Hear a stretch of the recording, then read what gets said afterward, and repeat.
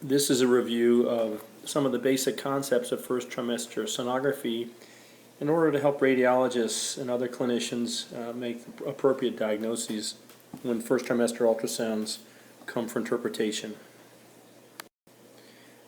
3D ultrasound has really progressed to a point where it's starting to give us images that look a lot like the anatomic specimens that one can obtain from a terminated pregnancy. The first trimester is really a remarkable and somewhat tumultuous time as the blastocyst goes from being basically several cells to becoming a fetus at the end of the first trimester. First trimester being defined as 4 to 13 weeks based on the last menstrual period. This talk is really going to focus mostly on normal findings, abnormal findings, and ectopic pregnancy. I won't really get into nuchal translucency screening at this time. The indications for first trimester ultrasound are identify the location and the number of gestational sacs and look at the gestational sac as regards to being a healthy versus unhealthy pregnancy. Sign of gestational age is very important. Look at the normal versus abnormal appearance and evaluate any kind of maternal symptoms such as bleeding and pain. And finally, and things that are really beyond the scope of this talk, look at nuchal translucency and get chromosomes for genetic screening purposes. The first finding on ultrasound for a normal pregnancy is a small or even tiny gestational sac, measuring 2 to 3 millimeters in diameter, mean sac diameter. This corresponds to a 4 to 4.5 week gestational age pregnancy. You often see a hyperechoic thick decidual reaction, and the rim is more than 2 millimeters thick, or at least it should be in most cases. You can see an eccentric implantation into one side of the myometrium as opposed to being in midline, which is not a great place to be implanted. Or you can sometimes see a double decidual or double sac sign, which has somewhat fallen out of favor, but if you see that, it's a pretty good prognostic sign, and it should have a round or ovoid shape as well, not be crescentic or irregular or flattened.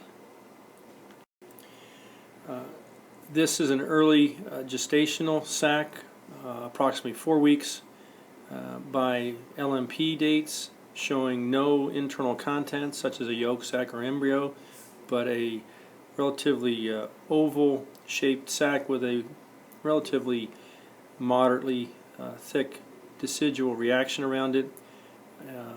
It is eccentrically implanted off to one side of the endometrium, and it looks like it's burrowing into the anterior myometrium as well. This is an example of a very thick decidual reaction around a small but normal early gestational sac. This is a schematic diagram of an early pregnancy implanting and burrowing into the myometrium and forming the developing placenta from the decidual basalis and the chorion frondosum, and then this forms the corresponding chorion levae and decidual capsularis will form the double sac sign along with the decidual parietalis. Here's an example of the normal double sac sign with the small gestational sac burrowing eccentrically in the uterus, a normal finding, and then the chorion levae or the decidual capsularis and the decidual parietalis forming a double sac sign on the far side of the developing gestational sac. The mean sac diameter is obtained by measuring the 3 dimensions of the mean sac, length plus height plus width divided by 3, giving you the mean sac diameter. And if the mean sac diameter is equal to 8 millimeters or greater and you don't see a yolk sac, a very poor prognosis is indicated. If the mean sac diameter is greater than or equal to 16 millimeters and there's no cardiac activity, it's also almost a universal poor prognostic sign. There are very rare exceptions, but generally these are pretty hard and fast rules. Other parameters that may be helpful are mean sac diameter greater than or equal to 8 millimeters and no yolk sac, grave prognosis. Mean sac diameter of greater than 16 millimeters and no embryonic heartbeat, again a grave prognosis. And an absolute threshold is a mean sac diameter of greater than 25 millimeters without an embryo is a failed intrauterine pregnancy. in all cases. The first normal structure you'll see in the gestational sac is a yolk sac, usually a very round, very spherical looking structure. And here's a yolk sac seen at 5 weeks and 5 days, normal pregnancy. It's important to measure the yolk sac, particularly if it's getting large. A yolk sac 7 millimeters or over is almost always abnormal and leads to a bad outcome. This is a yolk sac of 7 millimeters on the right that led to an embryonic or a intrauterine demise. No embryo developed in this case. On the left-hand side, you'll see a decidual double sac sign, but again, this is a non-embryonic or anembryonic pregnancy, not leading to a normal viable pregnancy. So again, other important rules of thumb are gestational sac seen between 4 to 5 weeks. Then you add a yolk sac between 5 and 5.5 weeks, and then you add a yolk sac plus an embryo between 5.5 and 6 weeks. And usually you'll see an embryo with a heartbeat between 6 and 6.5 weeks, and the heartbeat between 6 and 7 weeks should be between 90 and 120 beats per minute, and then after 7 weeks it should reach more than 120 beats per minute. Failed IUP criteria, more recently defined as no embryonic heartbeat if the embryo is greater than or equal to 7 millimeters. Oftentimes, if it's 4 or 5 millimeters, you should see a heartbeat, but they raise the threshold to 7 millimeters to be definitively, absolutely certain it is not a viable pregnancy. Or if you do not see an embryo and the mean sac diameter is more than 25 millimeters, this is a universally dismal or absolutely contraindicated pregnancy, not a viable pregnancy. The normal yolk sac has a visibility seen usually around 5 to 12 weeks, most often between 5 and 6, 5 to 7 weeks. Again, has a maximum size of 6 millimeters and peaks around 8 to 9 weeks. This is really the secondary yolk sac. The primary yolk sac is not visualized, and the yolk sac really serves as a substitute for the developing placenta. And an abnormal shape is sometimes a bad prognostic sign, but I've found it to be not that helpful. But a very echogenic or calcified yolk sac is almost always associated with a bad outcome. Here's an example of an irregular yolk sac, but a totally normal pregnancy, normal first trimester, and this turned into a normal term delivery. So again, the yolk sac shape, not so very important. Here's a normal yolk sac. It's situated outside the amnion, which contains the fetus. The yolk sac is between the amniotic cavity and the chorionic cavity. And as the chorion and the amnion fuse and the amnion expands, the yolk sac will be compressed and involute into a small spherical structure or round structure that can sometimes be seen at term evaluation of a placenta. Two examples of normal embryos with a yolk sac, oftentimes above the head of the embryo for some reason. Here's a tiny embryo measuring 1.3 millimeters that did in fact have a heart rate relatively slow early on, and then later embryo is larger, probably 5 to 6 millimeters, and the heart rate is up to 154 beats per minute. So you may see a embryonic heart rate when the embryo is as small as 1 to 2 millimeters. Embryonic heart rate is usually somewhat slow to begin with. 5.5 to 6.5 weeks is 90 to 100 beats per minute, and then after 7 weeks, usually more than 110 to 120 beats per minute. If it's any time less than 90 beats per minute, that's a grave prognosis. If it's less than 80 beats per minute, that's impending embryonic demise. If there's any doubt, repeat the ultrasound in 5 to 7 days, and usually you'll get an answer as to whether there's a viable pregnancy or not. So again, to review, the threshold now is the embryo has to be 7 millimeters or greater before you can call it non-viable if you don't see an embryonic heart rate. You can look for the expanded amnion sign, which we'll go over shortly. And between 6 and 7 weeks, the embryo should be next to the yolk sac. After 7 weeks, they diverge. So if you see a yolk sac or an amnion before that point, it's usually a bad prognostic sign. Dr. Duboulay and the group at the Brigham found in an article a few years ago that they looked at the early embryonic heart rates of less than 6.1 weeks. 90 to 100 was an early acceptable range for an IUP. And he also looked at the discrepancies between the LMP dating and the crown rump length or ultrasound dating, and found when it was concordant, that is 5 days or less discrepancy, there's a 90% viability rate downstream, whereas if it was discordant, that is more than 5 days difference between the LMP and ultrasound dating, there was a 90% non-viability outcome. So very important to look at the LMP dates if the woman knows of these and they're relatively accurate, and the crown rump length. Another article by the Brigham group in 2005 looked at the first trimester demise rates for slow heart rates and found that 61% of pregnancies with slow heart rates at 6 to 7 weeks had demise versus 17% for those with borderline heart rates and 9% for those with normal heart rates. Slow being less than 90 beats per minute before 6.3 weeks or less than 110 beats per minute at up to 7 weeks. And they followed 59 pregnancies with a slow heart rate from 6 to 7 weeks and a normal heart rate at follow-up by 8 weeks, and found that a significant number of these also had demise, 25% versus 7% with a normal heart rate at 6 and 8 weeks gestation. This is a normal early pregnancy at 6 weeks on the left-hand side, showing 100 beats per minute for the heart rate, and then 8 weeks it's up to 154 beats per minute, a normal heart rate tracing. Sometimes, not very often, but occasionally it can be helpful to follow the gestational sac over time. And normally the gestational sac should increase by about 1 millimeter per day, whereas an abnormal gestational sac increases by less than 0.7 millimeters per day. So you can look at the growth rate in the gestational sac. Usually you'll see development of a yolk sac or an embryo if you do serial ultrasounds. And again, remember to look at the decidual reaction. Is it thick? Is it echogenic? Is it thin and weak? And how's the shape of the gestational sac? Is it round or oval? Good findings. If it's kind of irregular or crescentic or crenulated, it's a bad sign. Here's an example of a pregnancy that is seen in this retroverted uterus. The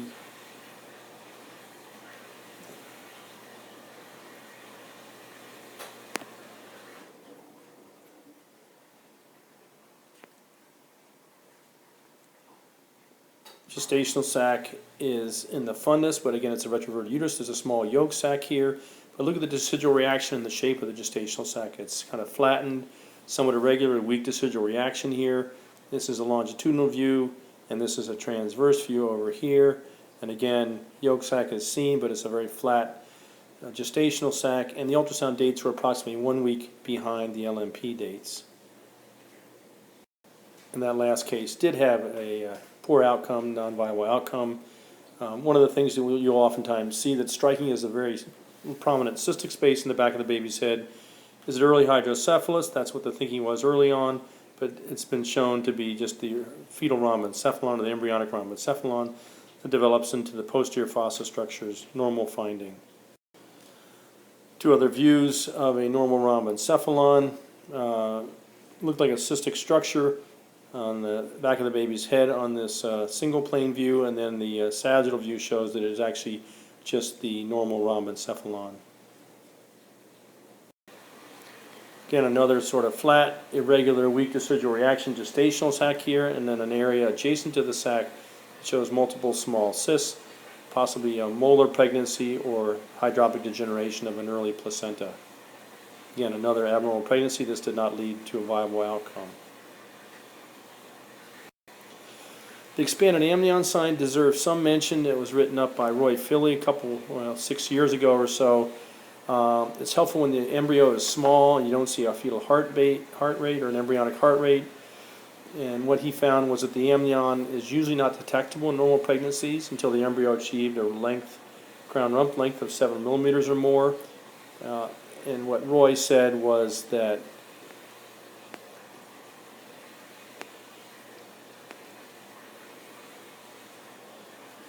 if you did see the amnion and there was no embryonic heartbeat, there was 0 chance of survival.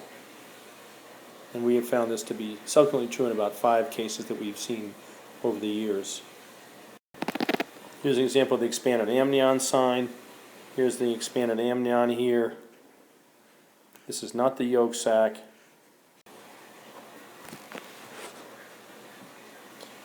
Here's the embryo, a small arrow pointing to it, and then the yolk sac is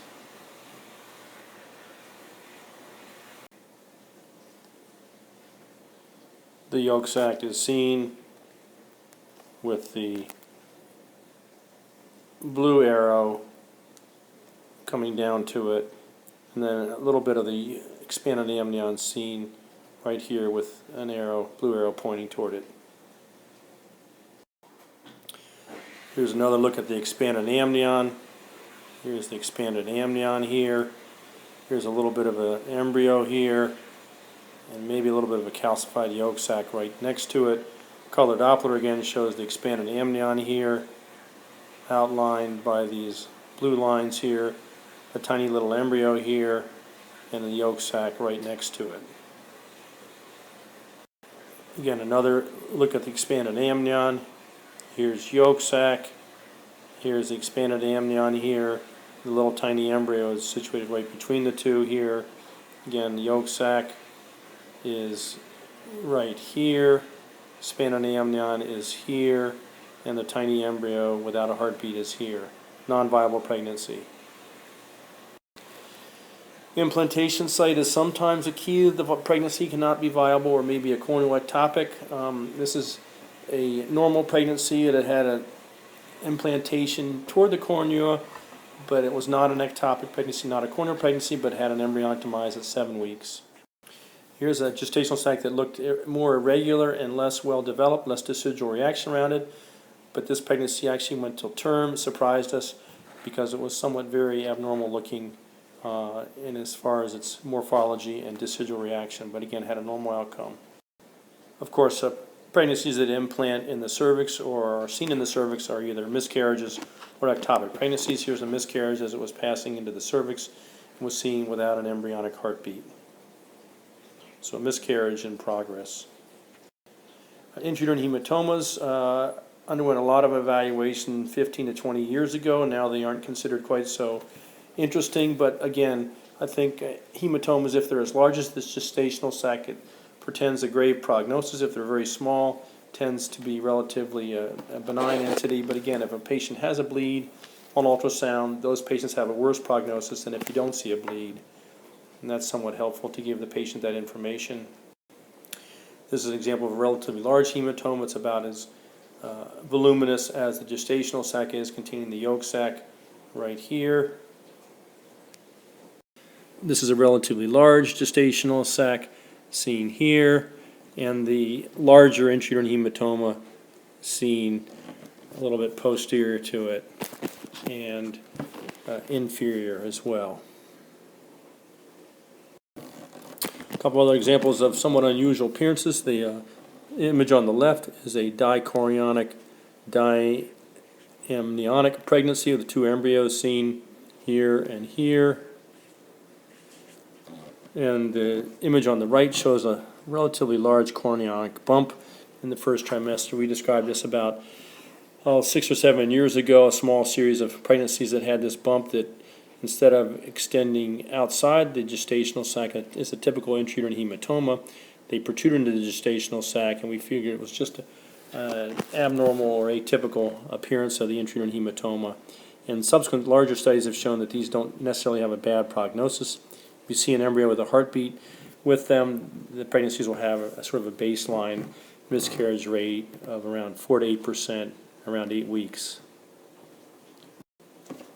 One thing that's important to look at is the physiological rotation of the bowel outside the abdomen. In normal situations, you can see around 9 to 11 weeks, usually around 10 weeks at peaks, but you'll see the normal bowel herniating out into the base of the cord. It's a small area of bowel, less than 7 millimeters wide,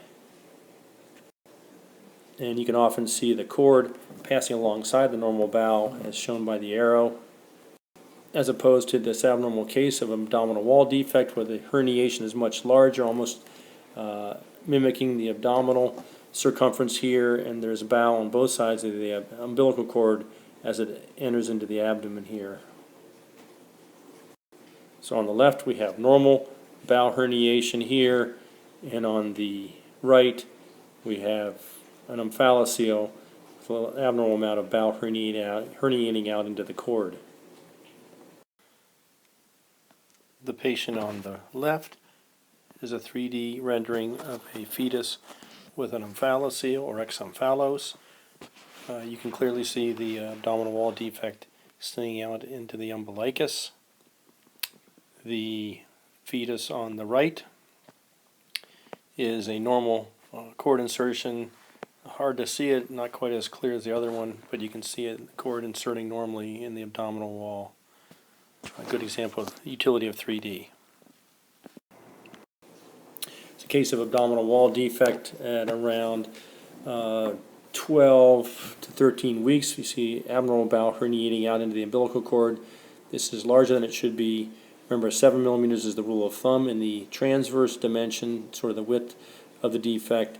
This is not the true transverse plane. This is a sagittal image here showing 1 centimeter and 0.8 centimeters of diameter here, probably larger than 7 millimeters in the transverse plane.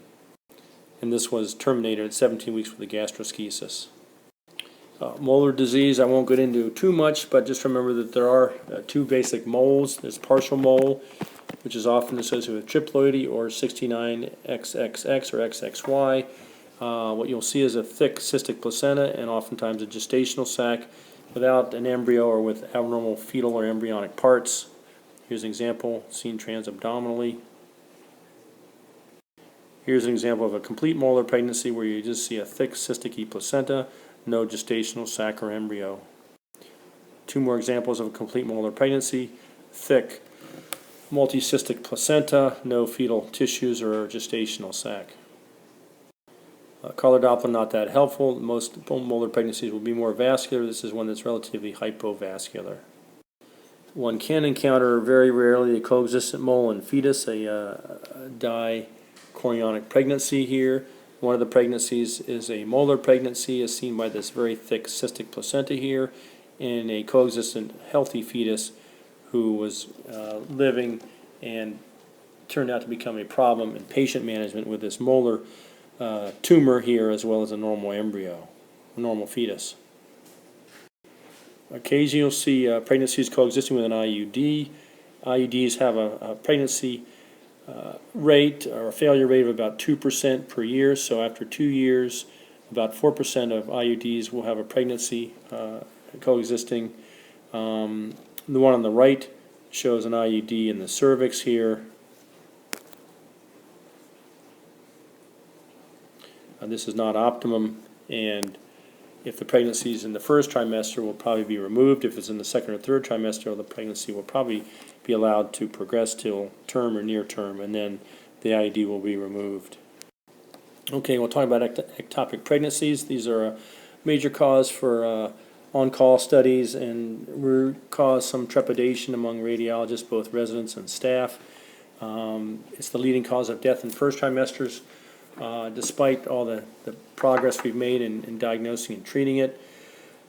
About 15% of all maternal deaths, and there are certainly a lot of risk factors that cause an increased incidence of this, including tubal surgeries and sterilizations, previous ectopic pregnancies, IUDs, tubal disease, and diethylstilbestrol exposure, as well as previous PID. We'll mention the HCG threshold level. Most places use 1,000 to 2,000 international units, which is a guide, not an absolute threshold. But again, about 25% of patients have indeterminate or normal scans, so it's not an insignificant number. Remember that the serial HCG should normally double every 2 days, so if you have time to wait, you can always repeat the HCG and see if that's increasing normally. But remember, 20% of ectopics have a rise in HCG that mimics normal IUP. So again, a significant number of ectopics will have normal HCG elevation or rise. The classic things you're looking for, you'd like to see for an ectopic pregnancy, is an empty uterus or perhaps a pseudosac, that is a weak decidual reaction, fluid collection in the endometrium, a tubal ring representing the ectopic pregnancy, oftentimes hypercoagulated to the ovary, and echogenic fluid in the cul-de-sac, as well as a positive HCG, of course. So here's number 1, empty uterus. Number 2, ectopic pregnancy here, and 3, echogenic fluid in the cul-de-sac. Ectopics have been described as having the ring of fire appearance, which you can see certainly at times, as the image on the left shows. On the right, you see sort of a ring of fire appearance as well, without seeing a yolk sac like you see on the left here. Here's images demonstrating the enormous corpus luteum, the normal corpus luteum on the left-hand image, just slightly hyperechoic to the ovary. You see a normal IUP with a yolk sac in the gestational sac here. And on the right-hand image, you see an ectopic hyperechoic tubal ring signs, clearly more hyperechoic than the ovary, and we didn't see anything in the uterus. Therefore, it's highly suspicious for an ectopic pregnancy. Again, another clip that I'll try to get to work, but here's a hyperechoic tubal ring sign. The ovary is off to the left here. Here's ovary. Here's the tubal pregnancy here, and the uterus is off to the right somewhere in the arrow area. This is an example of a pitfall that you can encounter. This is a patient who was pregnant, LMP 8 weeks by dates, had this sort of echogenic debris in the endometrial cavity. Was it blood? Was it an embryo? Was it a pseudosac of ectopic pregnancy? And the tech put color on and saw this apparent flow going to the presumed embryonic tissue, so she interpreted it as an ectopic pregnancy. And the radiologist was one who wasn't that familiar with the first trimester, so he went along with the thinking here. But the M mode tracing showed no heart activity here, so the presumption was it was a demised embryo. The patient went back because she was hemodynamically stable. 2 weeks later, she came back with continued pain and vaginal bleeding. At this point, we saw in the left tube a left tubal pregnancy, clearly brighter than the adjacent ovary. So we were fooled by the appearances of the pseudosac. It was just blood and debris, and that was just artifactual flow in the power Doppler. If you see color Doppler or power Doppler flow, you should always put a spectral gate on it to confirm that it is truly vascular flow, which we did not. Another example of ectopic pregnancy, the right ovary is off. On the left-hand side of the screen, you can see a couple of follicles here. The ectopic is here,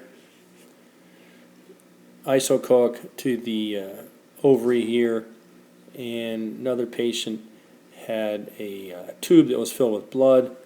You can see this kind of sausage-shaped structure, had no follicles in it, no blood flow. This is a tube filled with an ectopic that's slowly leaking. Here's an example of a large amount of echogenic fluid in the cul-de-sac. If the patient's pregnant, it's got to be considered an ectopic pregnancy until proven otherwise. Certainly you can see a ruptured hemorrhagic cyst present with this amount of echogenic blood as well. That's the main differential to keep in mind. Here in this bimanual technique, you can see the ectopic on the left and the ovary on the right with follicles and the clear plane of tissue between the two.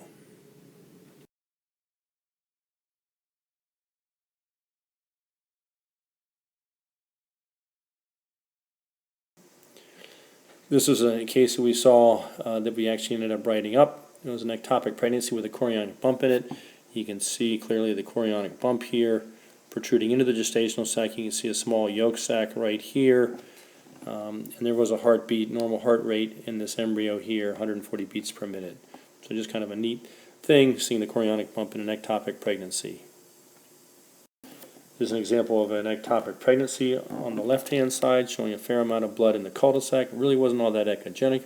We did see some more irregular shape structure back here that was not bowed and not peristalse, probably echogenic blood here.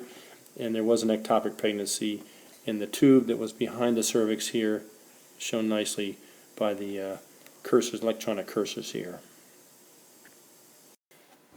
The patient was treated with methotrexate, came back in with more pain, more vaginal bleeding, had a large amount of blood behind the uterus here, this large clot back in here, and the ectopic was slightly larger, which was probably not an abnormal finding. Ectopics can get larger after one methotrexate She was watched and did well conservatively without additional treatments or surgery. A few words about corneal pregnancies. These comprise about 2 to 4% of ectopic pregnancies. They have a higher morbidity and mortality due to lack of diagnosis, thinking it is a normal intrauterine pregnancy, and because they can rupture and lead to massive exsanguination of both the mother and the embryo. The general finding is you'd like more than 5 millimeters of uterus around the pregnancy, and so here's a thin layer of myometrium that measures about 5 millimeters. This is upper or lower limits of normal, so this is considered normal, but this patient actually did have an ectopic corneal pregnancy, so if you see 5 millimeters or less, be very, very concerned about that. And more recently, a study came up looking at ectopic pregnancies and HCG levels. This is over 200 patients with HCGs and proven ectopics. 50% of these patients had an HCG of less than 1,000, and 4% had HCGs less than 100. So even with a very low HCG, you can still have an ectopic pregnancy in about 5% of cases. 77% of these patients had HCG of less than 3,000, so in that relatively normal range. And 7% of patients had an HCG of greater than 10,000. And 10% of patients, 7 out of 72, with an HCG of less than 500 had a ruptured tube at surgery. So they found no real correlation with rupture versus non-rupture in HCG levels, one of the important take-home points, but also that the HCG level doesn't really correlate with ectopic pregnancy or non-ectopic. You can't really use it for that. So to summarize again, remember the gestational sac appears 4 to 5 weeks, gestational sac and yolk sac 5 to 5.5 weeks, gestational sac plus yolk sac plus embryo 5.5 to 6 weeks, embryo plus a heart rate 6 to 6.5 weeks. Usually you see it first with oftentimes a slow heart rate of 90 to 100 beats per minute. Between 6 and 7 weeks the heart rate varies from 90 to 120, and then after 7 weeks the heart rate should be more than 7 weeks. Well, I hope this has been a helpful review of first trimester ultrasound, and will be a guide to you when you evaluate early pregnancies or question ectopic pregnancies on call or after hours when there's not a lot of support available. Thank you.